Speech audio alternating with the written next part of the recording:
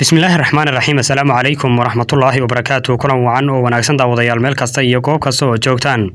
waxaad ku soo dhawaataan warka Arabsiya News qodobada daawan doontaan kooda ugu waaweyn waxaa kamid ah dawladaha Soomaaliya iyo Shiinaha ayaa diidan xiriirka si adkaanaya ee Somaliland iyo Taiwan waxaana ay bilaabayaan qorshe ay ku doonayaan inay ku fashilayaan xiriirkaasi. dawladda Saudi Arabia ayaa ku howlan sidii ay u sameyn lahayd warshad lagu farsameeyo diyaaradaha aan duuliyaha lahayn iyo mid rasaasta lagu sameeyo noqonayo kuwii ugu waaweynaa. dagaalka Ukraine, Erdogan ayaa u yeeray Putin waxaana uu ku baaqay xabad joojin dhammaystiran oo degdeg ah. dagaalka Ukraine ee weli ku jirnaa Moscow iyo Kiev waxay isweydaarsanayaan eedeymaha inay diideen inay damaanad qaadaan xabad joojinta Mariupol iyo Valkhoka. daanta galbeedna Israa'iil ayaa dishay dhalinyaro Falastiiniyiin ah iyagoo ku andacoonaya inuu tooriyay askari. qodobadaas iyo qodobo kale oo badan oo Soomaalida iyo caalamka ku saabsan waa daawan doontaan imkaasi ku soo dhawaada qadarada ee bulshada.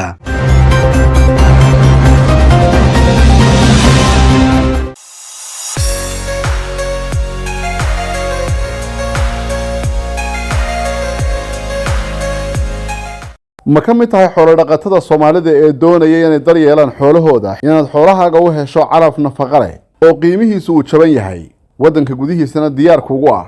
hore u gaadh warshada Boundary Mills oo soo saarta daqiiqda iyo calafka xoolaha waxaana diyaar ku ah xaddi badan oo calafka xoolaha oo nafaqaysan oo loogu talagalay dadka xoolo dhaqatada Soomaalida. haddii aad doonayso calafkaasi nafaqada leh ee qiimihiisu uu jaban yahay, hore u gaadh Boundary Mills duleedka galbeed ee magaalada Hargeysa, gaar ahaan deegaanka Abaarso.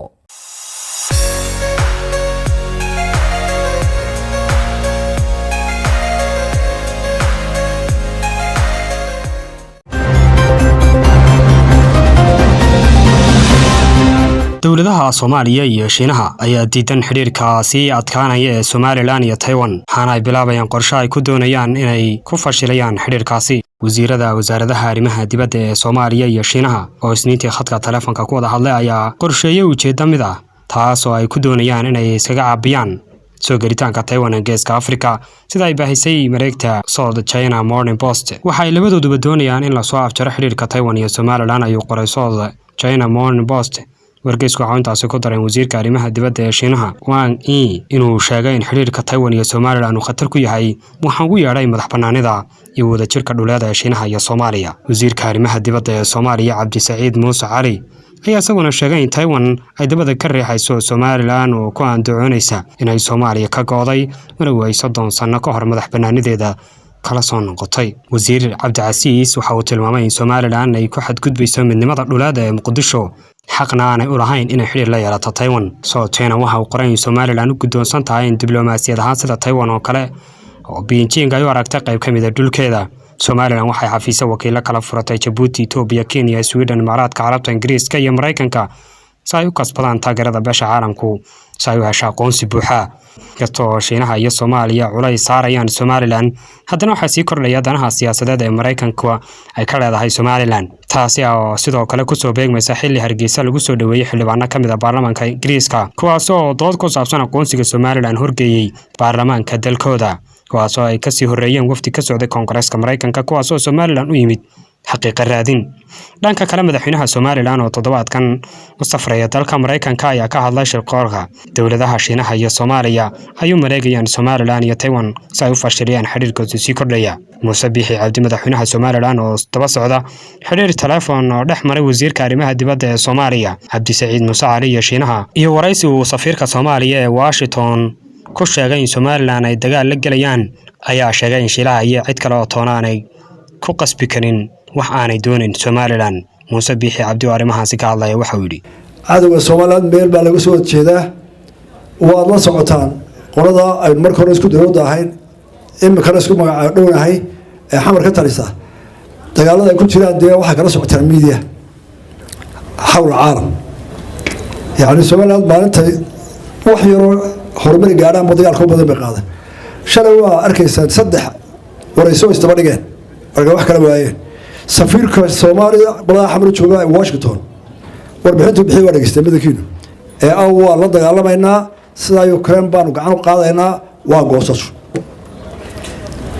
Allah ka cafiyo naftii hafar afka madka tiiwan leh wasiirka khaarijiga hadana raaciyada hata waxa ku hadaya wasiirkooda China kala hadaya waxaan doonayaa inuu sheego qolada xamar Shiinuhu iyagoo wasiirka xigooda socdo loo yimaadeen baan ku niri oo haddana ku leenahay ciidana luqunta qaban mayso waxaan aanan doonayn noo tilmaamayso ciidan wanagu la xiriireena ciidan loo xiriireena ciidan loo sheegi mayso sidii waftigii wasiir khaarijiga ugu horeeyay ay u sheegeen ma go'aan shakhsi wasiir iyo guddi ka soo baxay wuxuu ka soo baxay qof kasta oo Soomaaliland daa kastuu yahay iyo meel joogo inama yar oo inta markii askaasharadii iska meelaha u dhoofeen talanta Yurub wax ku soo warteen soo shaqada siyaasadda loo dhibayo tan hadal baad sheeysana wixii ka dhacay wixii ku rogbaday aabayaashii iyo weydiiya Soomaaliland maxay goosatay wixii ku dhacay Soomaaliland qaatay weydiiya ereyada fuduska ma tirahdeen Soomaaliland mid cid ugu hanjaama ilaahay amsan tahay xurideeda ilaashanaysa halkaas fursad u taagan tahay ninka hadana waa iska in hadle qodobada inta soo diray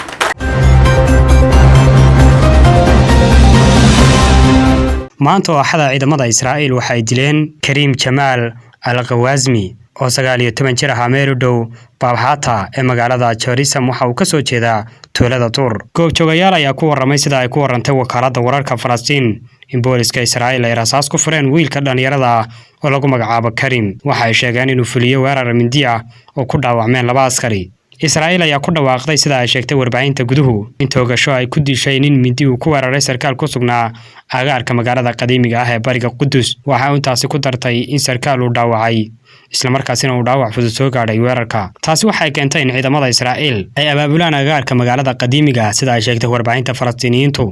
Waxay xidheen dhammaan wadooyinka soo gala waxaana ay sameeyeen dhufaysyo ciidan waxaana ay caqabad ku noqdeen in dadkii ku tukanaya agaarka masjidka barakaysan al-Aqsa ay ka baxaan salaada subax. Ciidamada ayaa sidoo kale gudaha u galay tuulada Al-Tur waxaana ay weerareen guriga wiilka dhalinyarada ah ee Karim Ghawazmi waxaana ay xidheen waalidkii iyo walaalkii Maxamed waayna sii daayeen kadib markay su'aalo weydiiyeen. Dhacdooyin dhowr ah ayaa toddobaadkii la soo dhaafay ka dhacay magaalada Qudus oo ay ka taagneed xiisad weyn oo ka dhalatay go'aamo ka soo baxay maxkamadda Israa'iil oo ka dhana qoysaska reer Falastiin ee ku nool xaafadaha Sheekh Jarraax ee bariga Qudus. Israa'iil ayaa weli wada dhibaatada ay ku hayso muslimiinta Falastiiniyiinta iyadoo marba ka dambaysa aad moodo inay soo xogeysanayaan cagajugleynta iyo caburinta ay ku hayaan shacabka ku nool halkaasi iyadoona marba ka dambeeya ay sii laynayaan. Sacuudi Arabiya ayaa ku dhawaaqday qorshe ay ku soo saari doonto diyaarada aan duuliye lahayn oo Sacuudiga lagu sameeyay isla markaasina ay hirgelinayso mid ka mid ah warshadaha hubka ugu waaweyn caalamka. Maamulaha guud ee hay'adda guud ee warshadaha militariga Waliid Abu Khalid ayaa sheegay in Sacuudi Arabiya ay rajeynayso in 50% kharashaadka militariga ay ku qoondeynayso warshadaha Sacuudiga marka la gaaro 2030. Hadalkan ayaa ku soo beegmaya xilli uu furmay bandhigga difaaca caalamiga iyadoo markii ugu horeysayna uu ka furmay Sacuudi Arabiya xadii.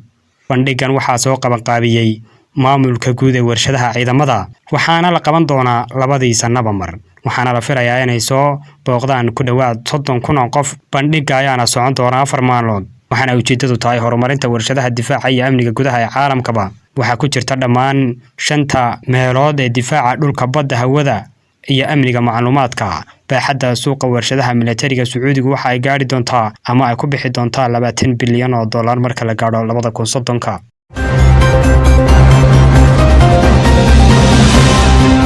Madaxweynaha waddanka Ruushka Vladimir Putin ayaa wada hadal dhanka taleefanka ah la yeeshay madaxweynaha Turkiga Recep Tayyip Erdogan. Wada hadallada inta badan diiradda waxa lagu saaray xaaladda Ukraine intii lagu guda jiray baaqa Erdogan uu soo jeediyay oo ku saabsan si nabad ah in lagu xalliyo dhibaatada. Waxa uu sheegay in sida uu Turkigu diyaarka ugu yahay qabanqaabada kulan dhex mari doona madaxweynayaasha Ruushka iyo Ukraine oo ka dhacaya gudaha waddanka Turkiga. Ilaha madaxtooyada Turkiga ayaa carabka ku adkeynaya baahida loo qabo wada xaajoodka Ukraine iyo furitaanka marin bini'aadamtinimo oo dhammaystiran.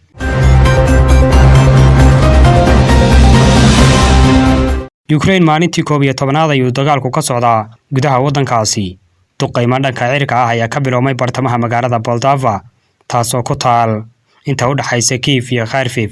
Ruushka ayaa sheegay inay burburiyeen saldhig militari oo ku yaala garoonka diyaaradaha ee Staronkostonif ee gudaha waddanka Ukraine ayna hawada ka saareen balse ma jirto wax xaqiiq ah oo ka soo baxay dhanka Ukraine oo ay ku shaacinayaan arrinkaasi. Ruushka ayaa sii wada duqeymaha uu ka geysanaya magaalada istiraatiijiga ah ee koonfurta magaalada Mariupol. Saraakiisha Ukraine ayaa sheegay in xabad joojintu aysan shalay dhicin, waxaana hakad galay ka bixitaanka dadka rayidka ah ee ka baxay deegaankaasi. balse qaar ka mid ah ilawareedyo ku sugan degmada Mariupol ee dalka Ukraine ayaa xaqiijiyay in isku day ay ku doonayaan in dadka rayidka ah ay kaga daadgurayaan 10 subaxnimo ee maanta. saraakiisha Ukraine ayaa carabka ku adkeeyeen xaaladda Mariupol iyo gobolka Sami ay qarka u saaran tahay musiibo bini'aadantinimo. Koronto la'aanta iyo biyaha ayaana ah labada shay ee ugu daran oo magaaladaasi ka jira. dhinaca Ukraine ma filayn in si guul leh looga daadguraynayo dadka rayidka ah hadda maanta kastoo Ruushku u ballan qaaday jiritaanka wadooyin nabdoon. ciidamada Ruushka ayaa sheegay inay furi doonaan wadooyin bini'aadantinimo oo ay dadka rayidka uga soo gudbinayaan magaalada Mariupol iyo Volnovakha subaxnimada maanta, balse waxa ay codsadeen dhinaca Ukraine in laga qaado xayiraadda ka bixitaanka dadka rayidka. dhinacyada Ruushka iyo Ukraine ayaa isdhaafsaday eedeymo ku saabsan inay carqaladeeyaan bixitaanka dadka rayidka, laakiin sawirka dhabta waxa uu u muuqdaa in wadada Mariupol aysan ahayn mid ammaan ah. wadooyinka baska ay dadku saaran yihiin rasaas lala dhacayo. dhanka daadguraynta dadka rayidka ah ee Volnovakha way sii socdaan, laakiin si tartiib ay u dhacaysaa rasaasta oo xaalad khatar ah ayaa weli jirta. madaxweynaha Ukraine Zelensky ayaa mar kale ku baaqay xulafada reer galbeedku inay ku dhawaaqaan meelo kale oo ka caagan duulimaadada Ukraine, waxaana uu sidoo kale khadka telefoonka kula hadlay madaxweynaha Mareykanka Joe Biden.